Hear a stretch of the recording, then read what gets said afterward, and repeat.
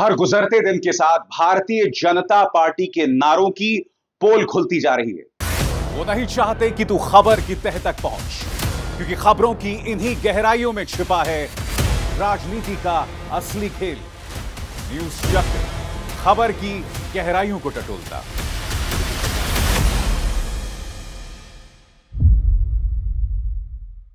आए दिन राहुल गांधी भारतीय जनता पार्टी के नारे एक है तो सेफ है की पोल खोलते रहे हैं और आज उन्होंने जोरदार राजनीतिक दस्तक दी है मुंबई में। मगर आज एक और सवाल पूछना बहुत जरूरी हो जाता है कि जब भारतीय जनता पार्टी ये कहती है एक है तो सेफ है, तो क्या उस एकता में जनता के मुद्दे उसके लिए मायने रखते हैं? फिर क्या वजह है कि प्रधानमंत्री नरेंद्र मोदी, मुख्यमंत्री आदित्यनाथ, गृह मंत्री अमित शाह जो हैं, वो मणिपुर और झांसी में जब बच्चे झुलस जाते हैं तो उससे मुंह मोड़ लेते हैं? यह सवाल किया जाएगा कि क्या भारतीय जनता पार्टी सिर्फ चुनाव लड़ने की एक मशीन बनकर रह गई है? क्या जनता के मुद्दे उसके लिए कोई मायने नहीं रखते हैं? मणिपुर में एक बार फिर हालात खराब हो गए। उनके सहयोगी दल कॉनराड सैंगमा ने सरकार से समर्थन वापस ले लिया है। भारतीय जनता पार्टी को सिर्फ यही बात समझ में आएगी कि उनकी सरकार जा सकती है, मगर मणिपुर में एक अरसे से लोग जो बर्बाद हो रहे हैं, तबाह हो रहे हैं, डबल इंजन की सरकार है मगर उफ तक नहीं निकलती है। हम मणिपुर की चर्चा करेंगे दोस्तों, जो सवाल कांग्रेस उठा रही है उसकी भी हम चर्चा करेंगे, मगर सबसे पहले भाजपा का वो नारा एक है तो सेफ है। राहुल गांधी आज महाराष्ट्र में हैं। आज उन्होंने मुंबई में प्रेस कॉन्फ्रेंस को संबोधित किया और इस मुद्दे पर भारतीय जनता पार्टी की पोल खोलकर रख दी। राहुल गांधी ने कहा कि इस नारे के जरिए प्रधानमंत्री सिर्फ अपने मित्रों की एकता की बात करते हैं। इस एकता में देश की जनता की कोई जगह नहीं है, इसीलिए प्रधानमंत्री बार बार कहते हैं एक हैं तो सेफ हैं। सुनिए राहुल गांधी ने किस तरह से इस वीडियो के जरिए इस प्रेस कॉन्फ्रेंस में प्रहार किया। एक है तो सेफ है, ये नरेंद्र मोदी जी की महाराष्ट्र सरकार की स्ट्रेटेजी है। हम आपको ये दिखाना चाह रहे हैं। मुश्किल खुलता है ये पकड़िए, ये देखिए एक है तो सेफ है, देख लीजिए। और ये स्ट्रेटजी का लक्ष्य है, देखिए एक है तो सेफ है। धारावी का मैप है, ये भी दिखा दीजिए। दूसरा पोस्टर दीजिए। ये 1 लाख करोड़ रुपए का धंधा चल रहा है। ये आप देखिए हमारे प्रधानमंत्री जी और अदानी जी एक साथ खड़े हैं, एक हैं तो सेफ हैं, और ये लक्ष्य है। तो उन्होंने अपना नारा दिया है, हम उनका थोड़ा नारे को आपको समझाना चाहते थे। राहुल गांधी सवाल पूछ रहे हैं कि एक है तो सेफ कौन है? प्रदेश की जनता तो बिल्कुल भी सेफ नहीं है। जिस तरह से बड़ी बड़ी परियोजनाएं जो हैं वो गुजरात भेजी जा रही हैं, उसके बाद कम से कम महाराष्ट्र की जनता तो बिल्कुल भी सेफ नहीं है। राहुल इस मुद्दे पर सीधे तौर पर प्रधानमंत्री को कटघरे में रखते हैं। सुनिए वो क्या कह रहे हैं। उनका जो स्लोगन, मेन जो स्लोगन है एक है तो सेफ है, वो मैंने इतनी अच्छी तरह आपको दिखाया है, उसको समझाया है कि एक है तो सेफ है। एक कौन है? एक नरेंद्र मोदी जी हैं, अदानी जी हैं, अमित शाह जी हैं। सेफ है तो कौन सेफ है? अदानी जी सेफ हैं। कष्ट किसको होगा? धारावी की जनता को होगा। नुकसान किसका होगा? धारावी की जनता को होगा। जो हिंदुस्तान की स्मॉल और मीडियम इंडस्ट्रीज हैं, जिसका एक चिन्ह धारावी है, उसको एक व्यक्ति के लिए खत्म किया जा रहा है। तो लड़ाई यही है। नारा उन्होंने दिया, हमने आपको समझा दिया। इस इलेक्शन का नारा मोदी जी ने दिया है और बिल्कुल सही नारा है। एक है तो सेफ है। सवाल है सेफ कौन है, सेफ किसका है, एक कौन है, यह सवाल है। राहुल गांधी सवाल पूछ रहे हैं कि गौतम अडानी के लिए सभी नियमों को ताक पर रख दिया गया, सभी नियमों की धज्जियां उड़ाई गई। बाकायदा एजेंसीज यानी ईडी, सीबीआई और इनकम टैक्स का इस्तेमाल किया जाता है कॉन्ट्रैक्ट्स को हासिल करने के लिए, धन्ना सेठों में डर पैदा करने के लिए। और यही सवाल राहुल गांधी पूछ रहे हैं कि आखिर एक इंसान के लिए यह नियम क्यों बदले जा रहे हैं। सुनिए वो क्या कह रहे हैं। और देखिए, हमारी पोजीशन बिल्कुल क्लियर है। ये जो जमीन है, जो लोग धारावी में रहते हैं उनकी जमीन है, वो उस पे सालों से रह रहे हैं, वहाँ पे वो काम करते हैं, स्मॉल और मीडियम बिजनेसेस का हब है। धारावी को कन्वर्ट करने में दूसरी भी इश्यूज हैं। मैंग्रोव्स की जो ज़मीन है वो छीनी जा रही है, यहाँ पे बाढ़ आती है, ज़्यादा आएगी, लोगों को नुकसान होगा, और पूरा का पूरा काम एक व्यक्ति की मदद करने के लिए है। That is our objection. Our objection is that it is unfair. It is being done. The entire political machinery is being twisted to help one person. We are not convinced about how the tendering process was worked out. And we are absolutely convinced that this is theft of Dharavi land. And it is being handed over to one person. इसी व्यक्ति को देश के airports दिए जा रहे हैं, इसी व्यक्ति को डिफेंस की पूरी मैन्युफैक्चरिंग की इंडस्ट्री दी जा रही है, इसी व्यक्ति को पोर्ट्स दिए जा रहे हैं, इसी व्यक्ति को धारावी दिया जा रहा है, इसी को मुंबई का एयरपोर्ट दिया जा रहा है। और मैंने यहां पे आपको क्लियरली दिखाया है कि पुराना रिश्ता है प्रधानमंत्री का। तो ये अदानी जी अपने आप नहीं कर सकते हैं। Without clear support of the prime minister of India, Dharavi cannot be taken away from the people of India.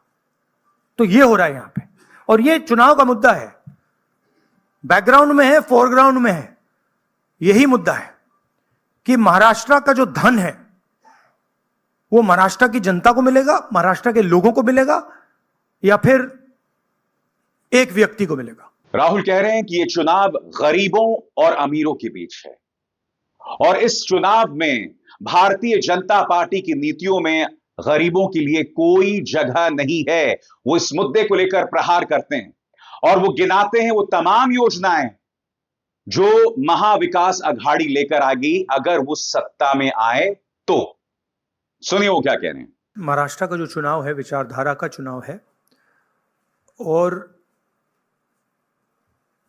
1-2 अरबपति और गरीबों के बीच में चुनाव है। अरबपति चाहते हैं कि मुंबई की जमीन उनके हाथ चले जाए। एस्टिमेट है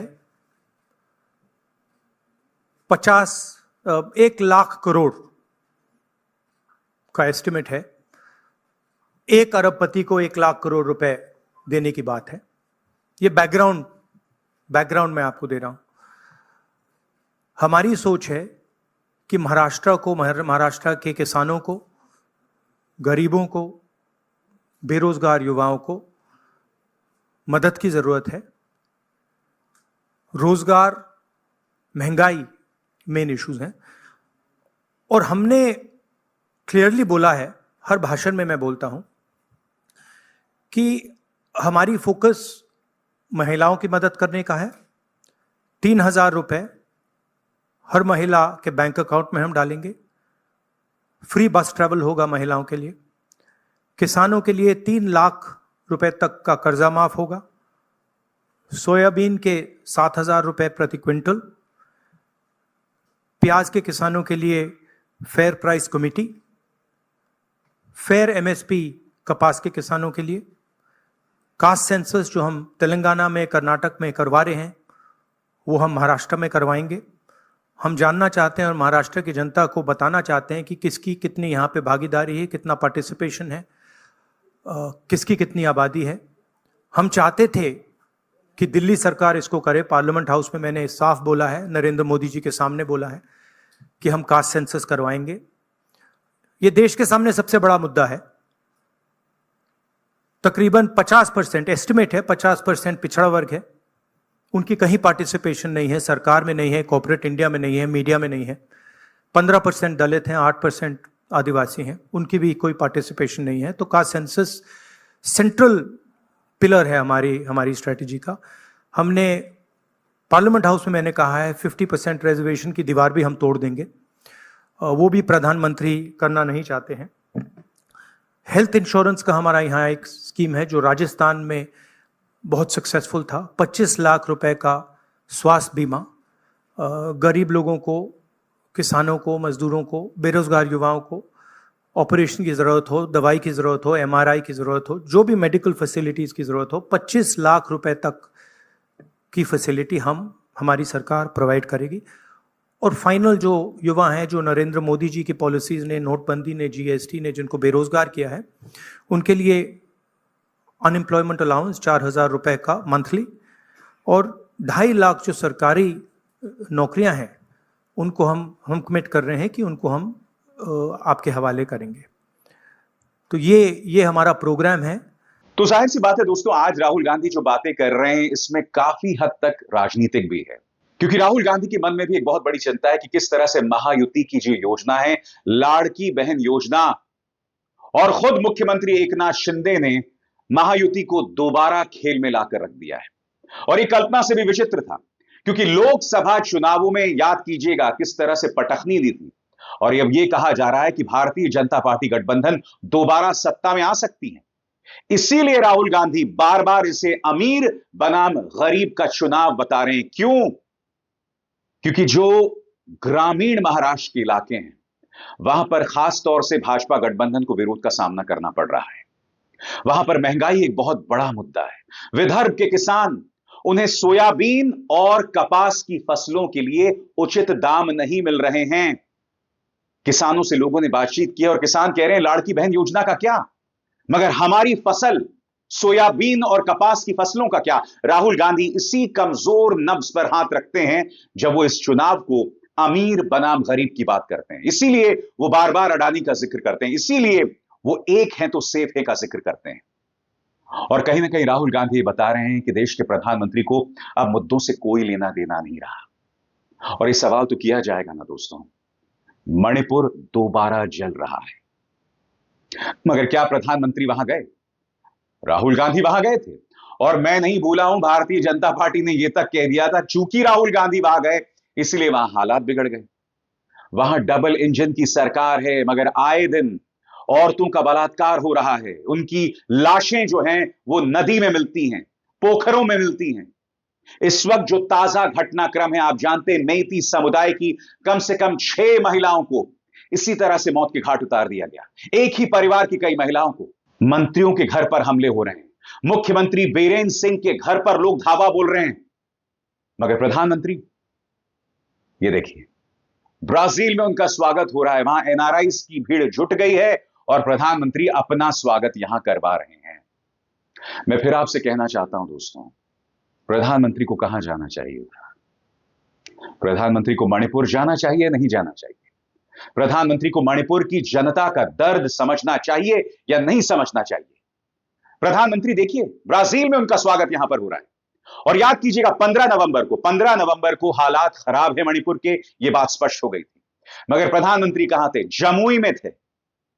ये देखिए वाद्य यंत्र बजा रहे हैं प्रधानमंत्री, देखिए इसका नजारा।